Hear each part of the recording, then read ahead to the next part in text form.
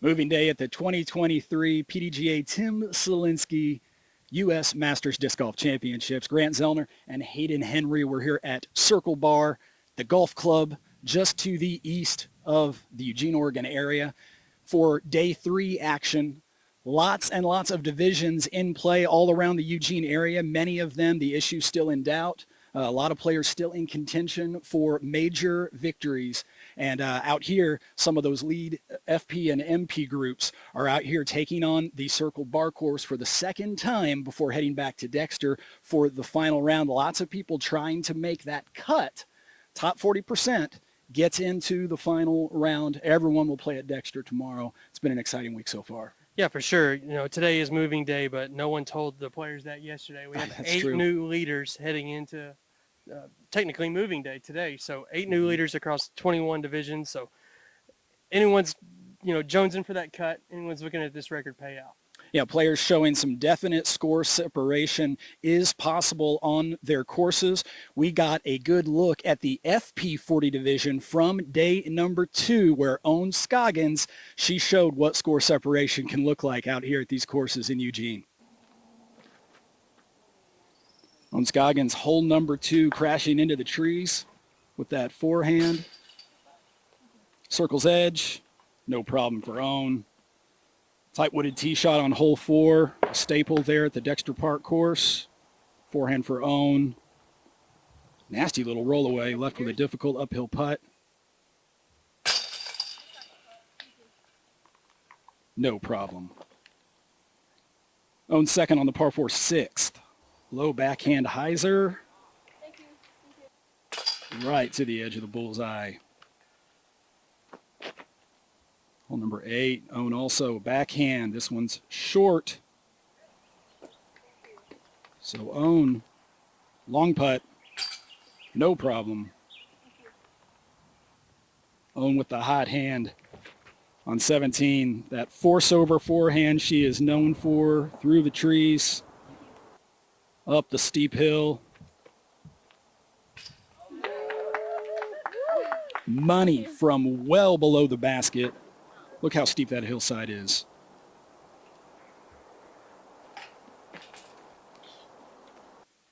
Big play from Owen on day number 2. Bogey-free, 8 under, goes from second place to a 7-shot lead over Jennifer Allen, the round 1 leader. Yeah, 10-20 rated round for Owen, the 5th highest of her career overall, and the highest for her at a major or elite series, so definitely scorching it. That's not easy to do at Dexter. That's kind of a place where you have to be on every single tee shot. Like the margin of error is so slim. You could be parked or you could be in the thick very easily. Lots of players still in contention for a podium finish, and we're not going to say that Owen has this wrapped up just yet. There's a lot of golf to be played. Holly Finley shooting her way into the lead card, the second best round of day number 2 at 4 under par.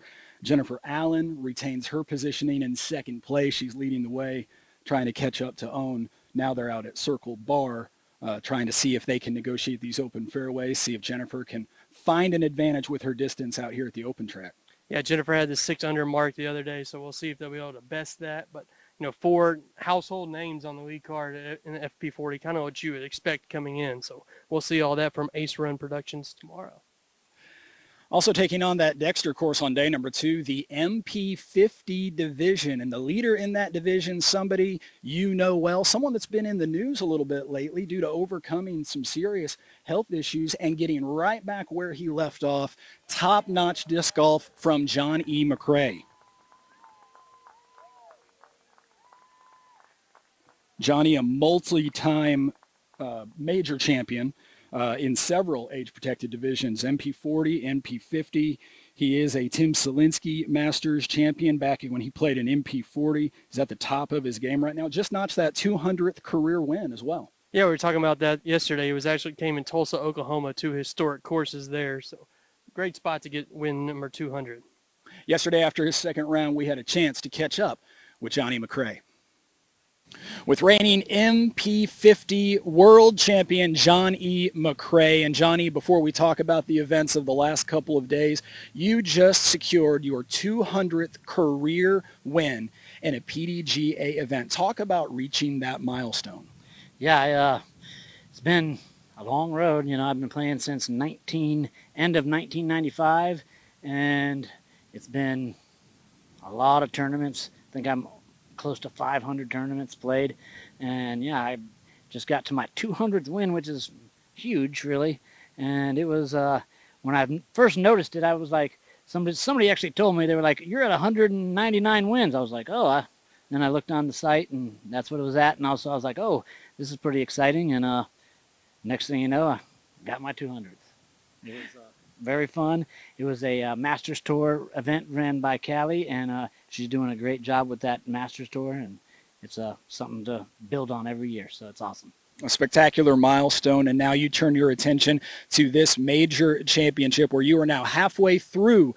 After round number 2, you've got the lead. Talk about how round 1 and round 2 has gone for you on 2 very different courses. I played really solid. I've been making sure to work on my putting, and it's been paying off huge. And I shot a 13 down yesterday. It seemed like I was really throwing the disc really well yesterday. And so today I started off really hot, birdied the first 5 holes, kind of slowed down a little bit. I felt like I should have got to that digits number, but I didn't. I got shot at 8 today, which was still pretty solid. And I, had 1 bogey today, my first bogey, and it seemed like I should have probably had about 4 or 5, but I kept making nice putts or incredible upshots or whatever it was at the time. So it's been a grind, and a lot of great players out here in the MP50s, and I'm just happy to be here and enjoying the scenery and the lovely weather, and everybody's up here in the Northwest has been really awesome since we've been here. So it's been a lot of fun. JohnE McCray leading at the halfway mark of the Tim Selinske Masters Championship. He's out in front in the MP50 Division. Hi, I'm Innova Team Captain Nate Sexton. Welcome to our instructional disc golf series. Maybe even bank over to the right, and that's going to give the putt loft. Slight flex line, so you'll see this come out a little bit higher to give you a variety of different shot shapes. The farthest away player should go first towards the basket.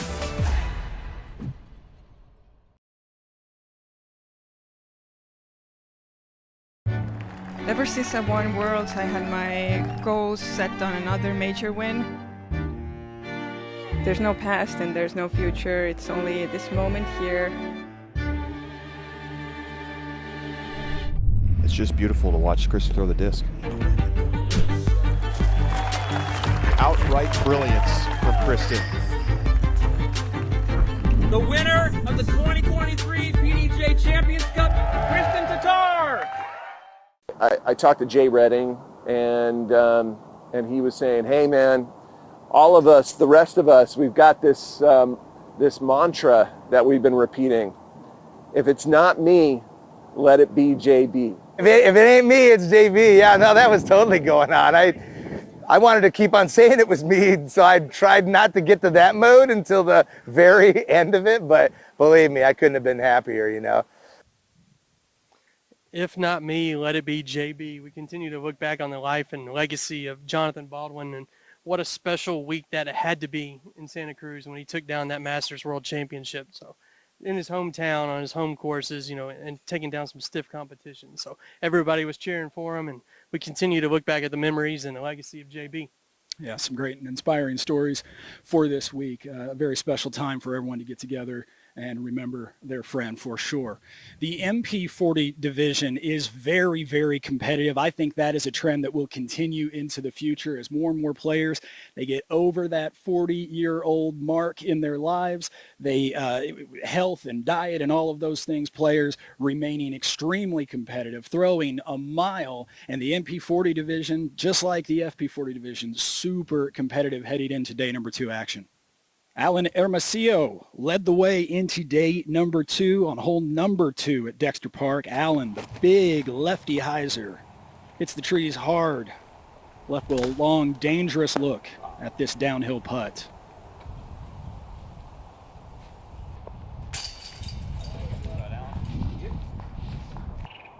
On hole 9, Alan with the touch, backhand turnover through the trees. Halfway up the staircase, look at this elevated pin position. Solid C1 putt for the bird.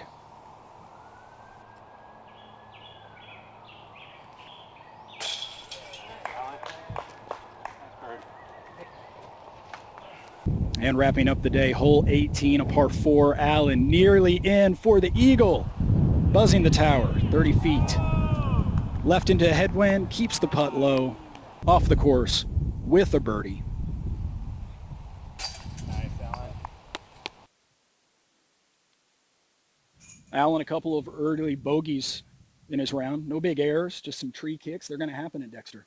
Definitely, and he just kept plugging away, which is a number of those players did. They found some trouble, but you just got to keep going. Short memory is key out of Dexter. Dutch Napier, no. He takes the lead. Dutch Napier started on day number 1, bogey. He hasn't bogeyed again since.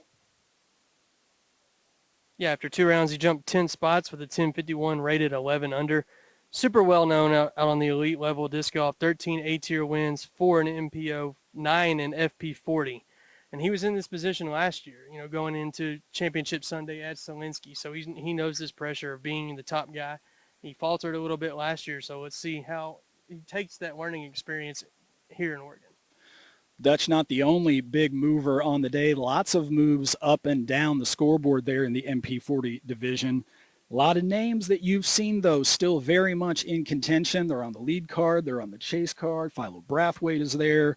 A lot of players right there in contention. We've seen score separation is possible on both courses, and we have some idea, I think, who is going to be in the hunt after that cut to the top 40%. Out of all those names, the hottest round of the day belonged to Tony Farrell out of Switzerland. So our partners at Gatekeeper actually had a little write-up on Tony, and his wife gave him this present, which is a year of touring in the United States. He's done a lot of Pro Tour events, and now he's here in contention at the Masters Major. How do you wrap that present? How do you put that in a box? How do you? I don't put him on the airplane and said, "See you in a year." But yeah. What a great gift! And check out that article from Gatekeeper Media. Just really gets to know Tony. Super nice guy, and obviously right here in the mix. Some fun facts after round number 2. Some really interesting things happening. Some parallels between different divisions. I know you've got some of those down, Hayden. You've been looking at the stats. What's going on? Yeah, Owen and JohnE McCray with identical 1020 rated 8 under par rounds. So just some things that just match up like that. Round 3, we got an entire new feature card or lead card in MP40 with Dutch and Tony and Kale back in the mix, as well as Hermosillo. So see some new faces there. Yeah, going to be interesting to watch. Lots of action still to be played here in Eugene.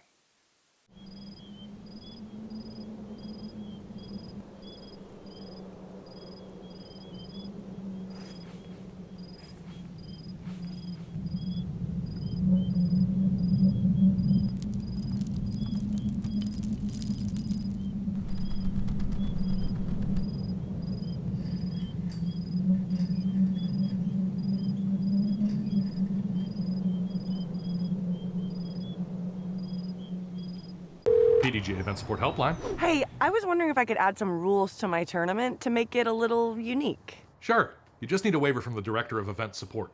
Okay, great. An island green? Shouldn't be a problem. And elevated baskets? Yeah, we get those all the time. Oh, and forehands only? Sarah, we've been over this. Sorry. But I don't see why we can't try it. Everyone loves forehands. Like, you can go right, you can go left, you can throw straight, you can throw high, you can throw low.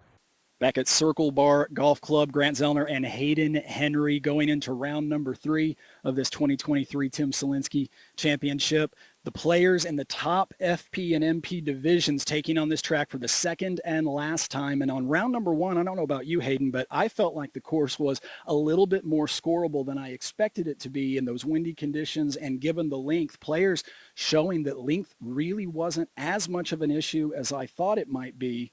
And some able to go really low on this track. Yeah, for sure. These players are ripping out here.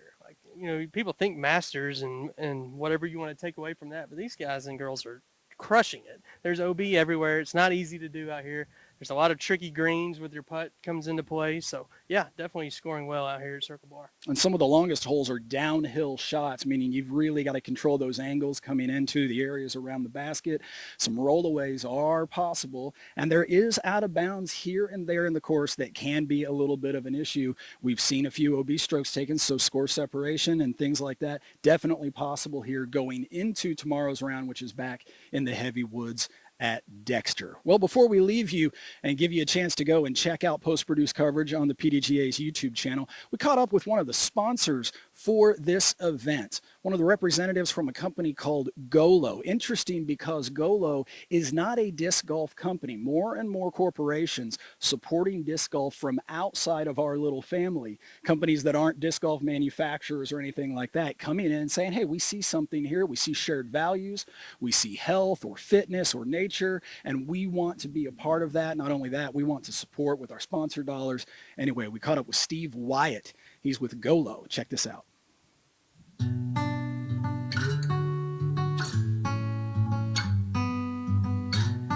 Golo is a health and wellness company, and it's all about getting people healthy and getting them back in shape. It's a good lifestyle. It's literally about health and wellness, plain and simple.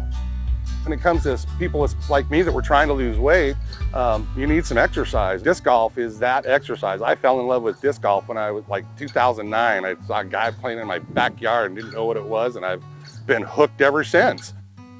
For me, it's the perfect mix of athletic and then Golo with the wellness, and it's helped me lose 138 pounds. The world and the way food has gone, there's so many processed foods out there that, Golo teaches you that that's something you want to stay away from. It's all about eating the real food that's out there, real veggies, real proteins instead of packaged stuff. So that's kind of what they teach. So I would just say if you want to find out whether it's going to help you or not, go give it a shot. You can check it out at golo.com. They're fantastic, and they'll run you through it, and you can decide whether it works for you. I know lots of people that it does work for, and I'm one of them.